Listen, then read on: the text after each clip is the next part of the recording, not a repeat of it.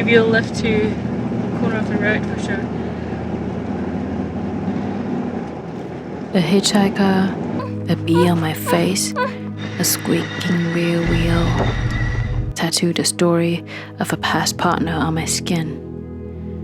What else could go wrong after all that I've done?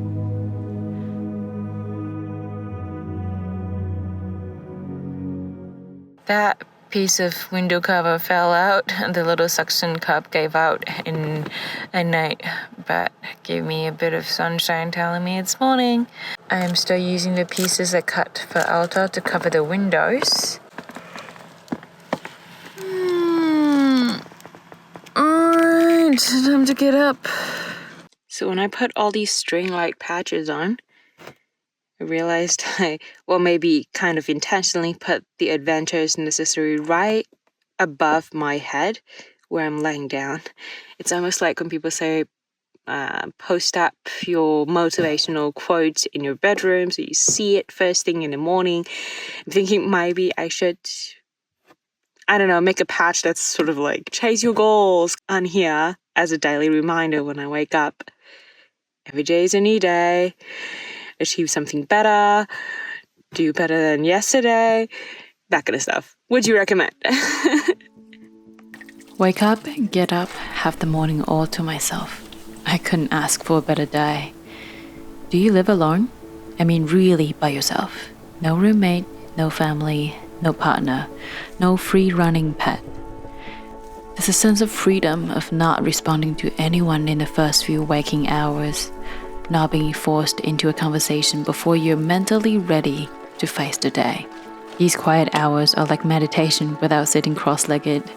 Go through your morning routine without interruption. Set an intention for the day to come.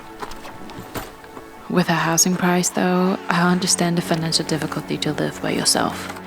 Whether you live with parents, co-renting with roommates, or using the power of two to mortgage a home, do you miss this alone time? Solo camp might be the getaway you need.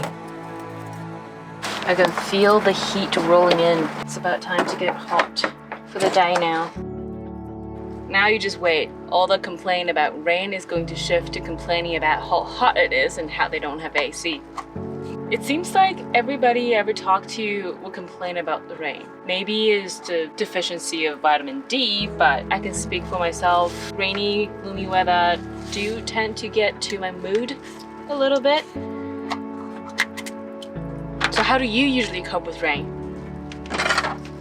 For me, I would try waterproof jacket, waterproof pants, waterproof shoes. I still try to take the most out of even the rainy days. I would like to believe there's a bright side to the rainy weather, and so does this episode's sponsor, Vessi.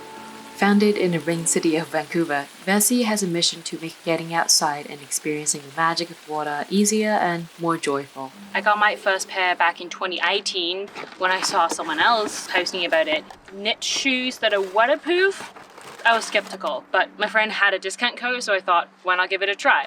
And when I received it, the first thing I did was to run the shoe under a tap and watch the water beat off of the surface. Damn! I was decently surprised. This means no wet socks, even without gumboots. The four-way stretch material makes it really easy to slip on and off. Good morning. And the lightweight comfort makes them perfect for all kinds of weather, not just rain. For example, like today, a huge sunny day, I'm still wearing my Vessis. I even brought them to Australia way before they even entered the Australian market. But right now, they do offer free shipping to Canada, US, Japan, Australia, Singapore, and Korea, and Taiwan. Did I remember all the country right? This is my favorite one. It's the new Cloud Burst version. So the only complaint I guess I had with Vessi is that they are sort of built for rain city, a city sort of vibe. So they're sneakers. Even though there's treads, patterns, it's not so grippy for hiking. I definitely seen tons of people taking them hiking, even just on dirt road like this. The Cloud Burst, however, has these tees that you get to really grip onto the rocks and things and not to slip off. And since the discount code was my initial motivation to try them out and eventually fall in love with them, I'm offering you guys a huge discount too. Right now, Vessi is offering a Memorial Day sale of up to 30%. This is a great chance to get your hands on all types of different styles of their shoes. The sale ends today, so maybe after this video, head to vessi.com/overlandlady, grab your pair, or if you so wish, pause this video, go grab your shoes, and come back and see me. But if you missed the sale, don't worry, I do have a discount code for 15% off, vessi.com/overlandlady, and use the code overlandlady. You will get your 15% off on your awesome, waterproof, stylish, comfortable, all-rounder shoes. But you will not want to take them off. And you still see me walking in these all the time. You probably have seen me walking these from before, so it's only fair that I introduce my shoes to you guys. Alright, back to camp. Oh my god, I was just about to pour my coffee, hot water into the mug. Can you hear the sound? And I looked into my cup. There is a bee struggling in there. I am horrified right now. Oh good lord. Oh my god, what do I do? What do I do? What do I do?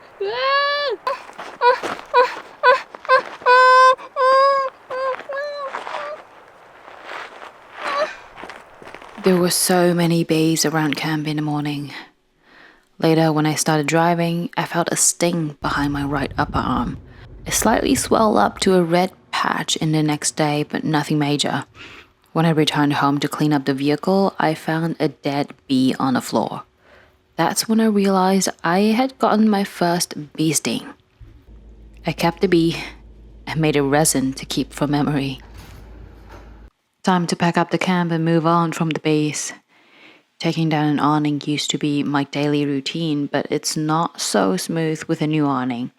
I will introduce more on this 180 degree in the vehicle walk-around video. Basically, because of my rear spoiler, I can't have a 270 that swings backwards anymore.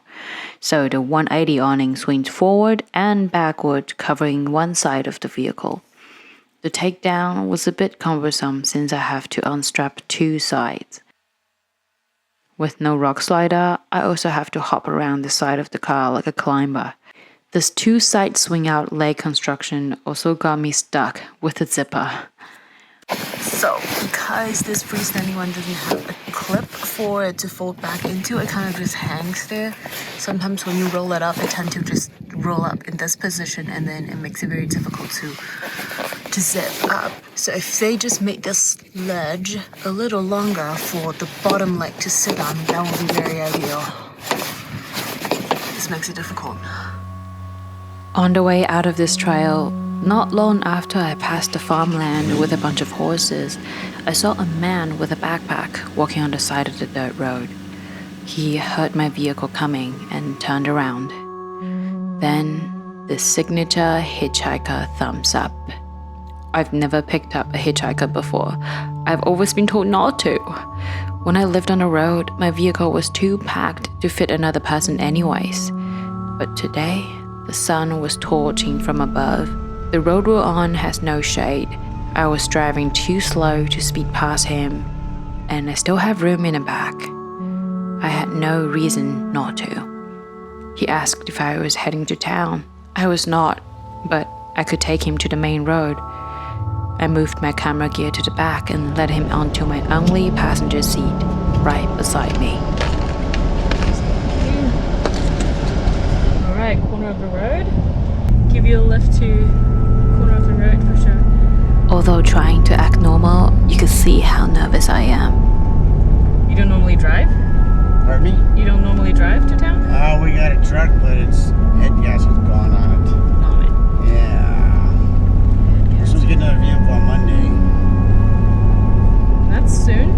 2 more days to go. Yeah. Not gonna try to fix it? We already put lots of money into it to find out that it's just the head gasket. It is a big job, yeah. What year is it? It's a 2002. Wow, you'd be surprised. Yeah. It's still pretty new. Yeah. Because this thing is 1998. Oh yeah.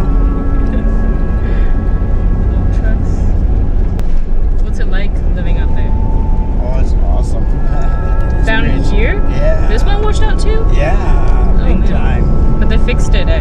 Oh yeah. The one down to Marquette Creek, that Yeah. one, is it ever going to be fixed? I have It's very, no idea. it looks like a total loss. Yeah. So I turn right on this road. Yeah. I jump out there. Okay. You just saved me a little bit of walk anyway. Saved you a little bit. Sorry I couldn't be more of help. No worries. Okay, that Alright. is me. Alrighty. I'll get out here. Thank you for the ride. No worries. You have a safe trip to Harmon Lake. Thank you. Stay hydrated. Do you need water? Oh, I got a couple pops in here. Okay, good. Thank you anyway. No worries. I'll put my stuff back in here. Okay. Thank you. Okay, have a good day. You as well. I had asked for permission before I started filming, and you see, it wasn't so bad. Turned out to be a rather pleasant highlight of my day. We've all heard of those hitchhikers' horror stories, but really, most of the time, they just need a lift. Saving a man a couple of clicks of walking under the melting sun is the least I could do, as a thank you for allowing me to pass through his family's land.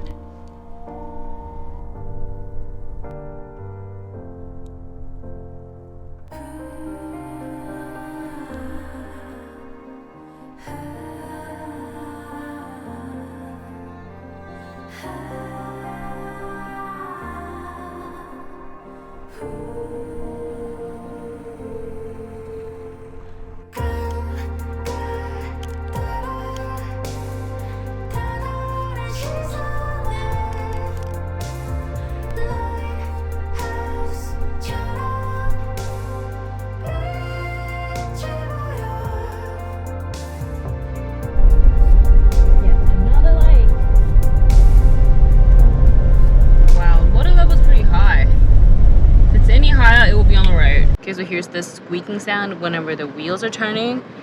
Comes from driver's side rear wheels. Hear this.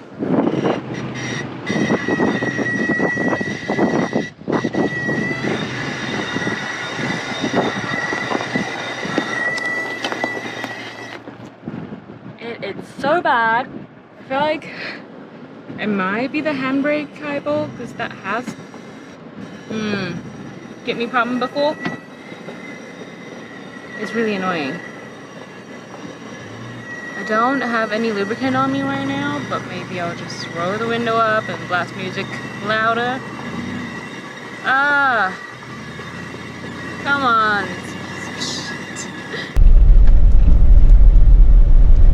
I can still hear that squeak! But I kind of need my windows down, at least on the passenger side, because my AC is not blowing cold. This is pretty cool. Still a thin sheet of ice on top of the lake. I really need to figure out that squeak. Need to find a little spot. It's annoying! But the lake is nice though.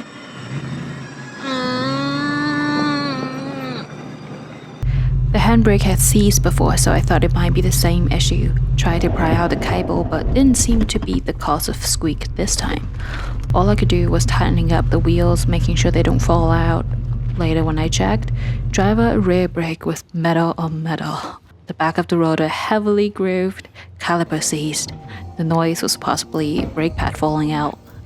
What did I say about this cruiser being ill-maintained?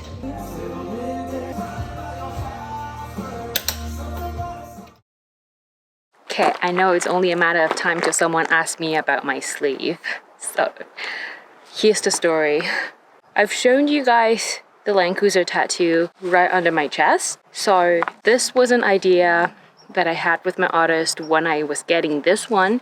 I wanted the phoenix to represent Eltar. But since Eltar didn't get burnt down, we kind of lost him in the snow. So I proposed this idea of making a snow phoenix. Since phoenix is an imaginary creature anyways, you don't really have like a wrong type of thing. So this is what he created for me. It is still a phoenix. In Phoenix are technically based off of a peacock, so you will see a lot of similarity, say like the pointy face and the feather, not that. But since we don't have fire, instead of flames, we have snowflakes all around. And this script, I have it all the time.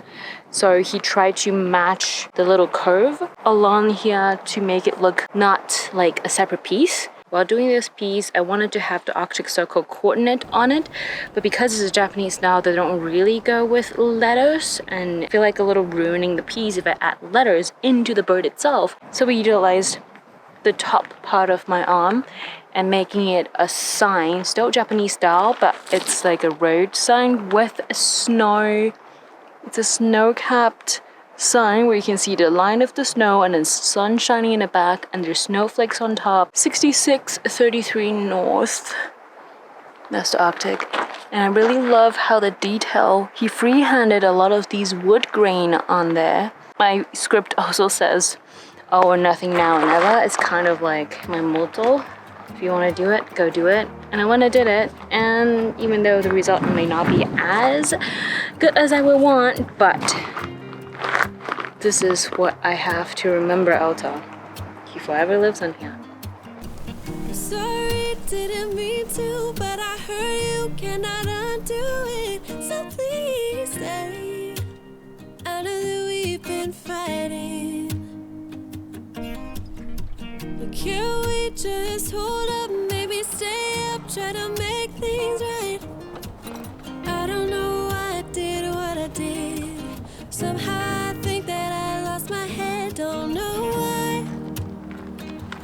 Don't know why. I have realized when I'm with you, I wanna do what it takes to make you see, that we'll be alright if you just let me show you that I can do better. And I apologize for everything. Too many sorries, still not enough apology for what I've done. I tattooed your name on my chest, wearing our story on my sleeve. Moving on to a new one, but still, I see you in everything we do. Without you, I wouldn't be where I am, doing what I do, using what we've learned together, and what you have taught me. Although I can navigate the road fairly efficiently, the new cruiser doesn't ride nearly as well as you did. I don't blame him. He's only been with me for a fraction of the time compared to ours. But once we set up a base camp, with an awning above my head, a folding table to lean on, an air fryer to prepare dinner, I think you should be here. I have realized when I'm with you, I wanna do what it takes to make you see, that we'll be alright if you just let me show you that I can do better. And I apologize for everything.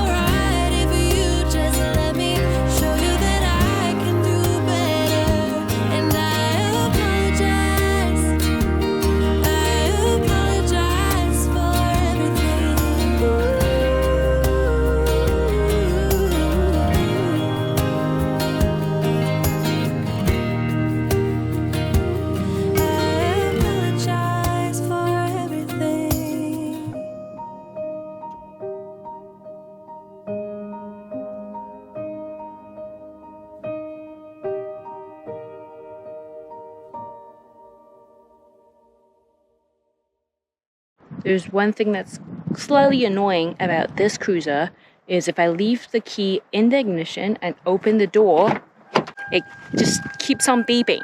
Like it's not gonna explode, but it's really annoying. It's a sharp beep that really gets into your head.